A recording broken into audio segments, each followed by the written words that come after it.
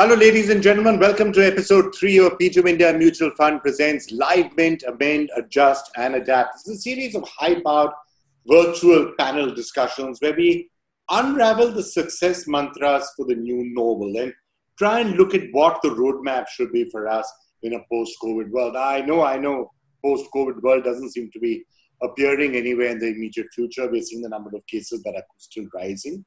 But it's good to spend this time trying to figure out what needs to be done for India and for the world as we finally emerge from COVID. Now, I'm Vikram Chandra. I'm the founder of Heritage. Today, we're going to be looking at the topic of policy and reforms. India has been more fiscally conservative, perhaps, during this period than many other countries around the world have been.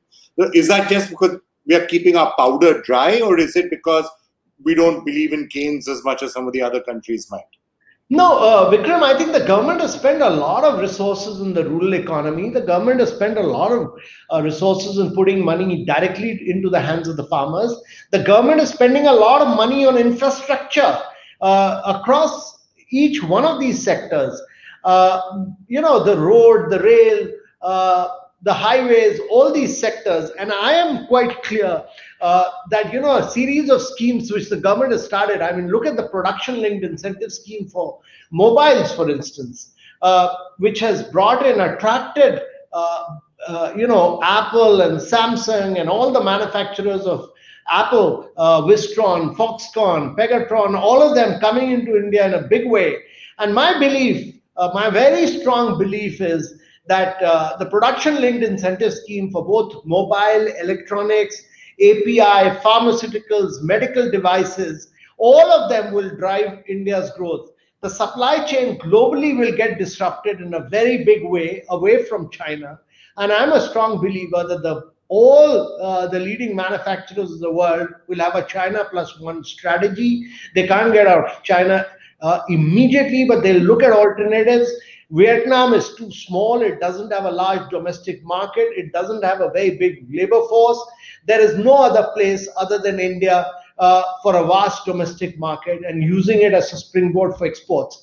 The challenge, however, for India is that while it does all this, the states now must become very, very easy and simple. We must do away with a lot of, while we've jumped up 79 positions in the World Bank Ease of Doing Business, it's important that every single Indian state must, as a mission, become more and more easy and simple and emulate what the center has done. What in your mind, Mr. Deepak, is it that India has to do? Because it should be a well thought out, well articulated strategies. And here are the big pain points. This is what we're doing to remove the pain points. Vikram, let me attempt to build a framework on how to go about it. I think the key thing is prioritization. Everyone agrees that urgency is of essence, and we are not a rich country. In spite of everything, we have multiple demands on funds, so we have to prioritize.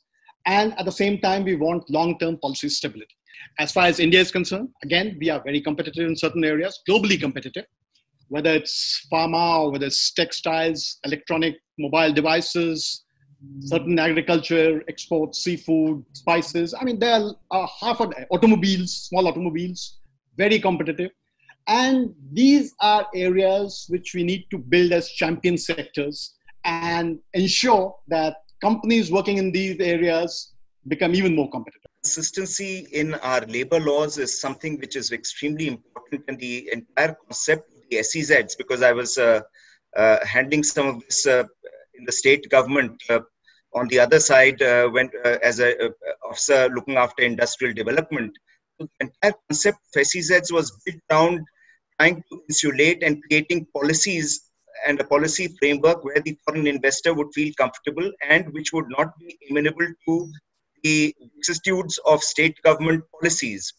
So it was a pretty robust framework. And I remember even at that time trying to change labor laws, which met with resistance at the central level. Today, we have a far more conducive environment. So SEZs should be allowed to actually have foreign investors convenient or foreign investor friendly labor laws. And also the land use planning of SEZs needs to be changed and modified to suit investment needs of foreign investors, so as they are encouraged to develop their manufacturing zones as complete cities. I mean, these are not just industrial estates like a HSIDC, Industrial Area Development Authority. They are complete. If you go to, for instance, Suzhou or any of these SEZs in China, they're complete cities in themselves. So they have residential areas, they have clubs, they have pubs, they have multiplexes and so on. So it's a complete life within a life, which will encourage a foreign investor to feel that he's almost replicated his country's environment in your land. Mr. Ghosh, you want to add anything to that template in those panel of suggestions that were coming up on how this can be done? No, I think I have also said the same thing in the beginning. You need to look into the infrastructure. The one more thing which I need to add is that we need to also cut the logistic costs. Because in Indian context, if you look into the data and compare with the ease of doing business of India and China, India, the cost is significantly on the lower side, but from the ports, when you download the items, the number of days which it comes to come back to the hinterland, that is absolutely much more than what it does in China. So basically we also need to cut the logistic cost, and that could be done only by building up the infrastructure. The other things which I mentioned in the beginning is bring reforms in the power sector, because this has been crying for reforms now for the several years, and that is one of the problems also impacting the banking sector. The infrastructure sector, we have already talked about them. And the other important thing which I'd like to mention, I think one of the panelists says, that is the National Infrastructure Program, which has been rolled out by the government, that envisages an amount of 111 lakh crores. And that envisages 30% participation from the private sector. So until and unless you make your policies attractive, that 30% is not going to materialize. If we do 50% of the things that this panel has suggested over the last 45-50 minutes, you'll probably have a $10 trillion economy within 3 years. So yes, I mean, we've been hearing some really good ideas. Just wanted to ask you, on the entire point of capital market reforms that was spoken about, what would be some of the items that you would look at? And also, it's very clear that one of the biggest reforms that we've been talking about for the last 15 to 20 years was, why doesn't the government privatize? Why don't you disinvest? Why don't you, list public sector entities? It was interesting actually that the finance minister, during that economic package that was announced, one of the most major things that she said, that the government wants to get out of everything. The government doesn't want to be present, maybe a player in one company in every strategic sector. Otherwise, we want to be out of it. The question is, you need a lot of buoyancy in the stock markets and a lot of money coming into the stock markets to be able to absorb that much disinvestment. I think the very, very valid point, but I think we need to also appreciate what is actually happening in the market. Now, first, India is a capital-starved market, and capital is essential for growth. Well, also, interestingly, Indians are savers by nature.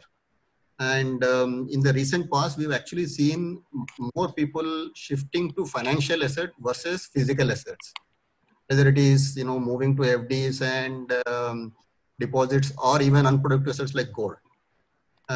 So there is a clear shift towards financial assets. And if you look at what happened in the other countries versus where we are, we will see this trend going further. Share of financial asset will grow up. But most of this is actually getting captured in the private sector right now. So I think there is a big disconnect today in terms of what market believes about PSUs versus a private sector which is not dependent on government. So market is willing to pay a huge premium for companies that have good business model and that have good governance. Whereas I think market has question marks on both this aspect when it comes to government.